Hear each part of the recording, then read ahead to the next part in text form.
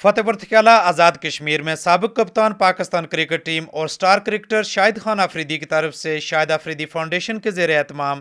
1000 کنبہ جات میں راشن تقسیم کیا گیا۔ شاہد خان آفریدی کی نکال آمد کے موقع پر سٹار کرکٹر کی ایک جھلک دیکھنے کے لیے عوام کا ایک جمع غفیر تھا۔ سابق وزیر حکومت اور ممبر کشمیر کونسل سردار محمد نعیم خان، سابق وزیر حکومت چودھری جاوید اقبال بڈانوی سمیت تحصیل انتظامیہ اور تحصیل پریس کلب کے صحافیوں اور معززین علاقہ نے بھرپور شرکت کی۔ شاہد خان آفریدی نے اس موقع پر اپنے خطاب میں مقبوضہ کشمیر کے کشمیریوں کے ساتھ اظہار یکجہتی کیا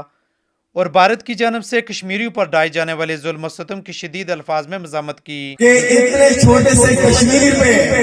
انہوں نے 7 لاکھ فوج کھڑی کی ہوئی ہے۔ کیا وہ اتنا بہادر آدمی ہے کہ ایک چھوٹے سے کشمیر پہ 7 لاکھ فوج، اور یہ 7 لاکھ فوج تو ہمارے پورے پاکستان کی 7 لاکھ فوج ہے، لیکن مودی صاحب ہماری پاکستان کی فوج تو 7 لاکھ ہے،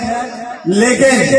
اس 7 لاکھ فوج کے پیچھے 22-23 کروڑ عوام وہ پیچھے کھڑی ہے۔ ہماری پاک فوج نے جو قربانیاں دی ہیں، چاہے وہ کوئی بھی صوبہ ہو، کوئی بھی بارڈر ہو، ان سب کو فوجی جوانوں کو میں سلوٹ کرتا ہوں، اور خاص طور پہ جو یہاں پہ لوکل لوگ ہیں انہوں نے جس طرح 5 ووٹ کا ساتھ دیا، ان سارے لوگوں کو میں سلوٹ پیش کرتا ہوں۔ میں ان لوگوں کو بہت خوش قسمت خیال کرتا ہوں جنہیں اللہ تبارک و تعالیٰ یہ توفیق عطا فرماتا ہے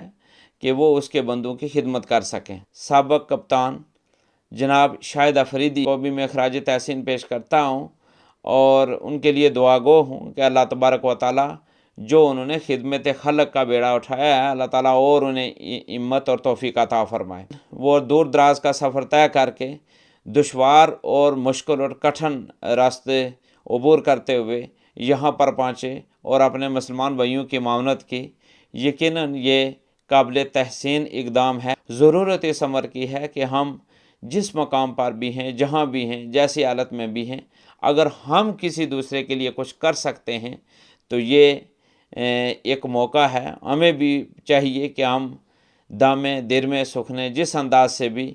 اپنے مسلمان بھائیوں کی یا خدمت خلق کے طور پر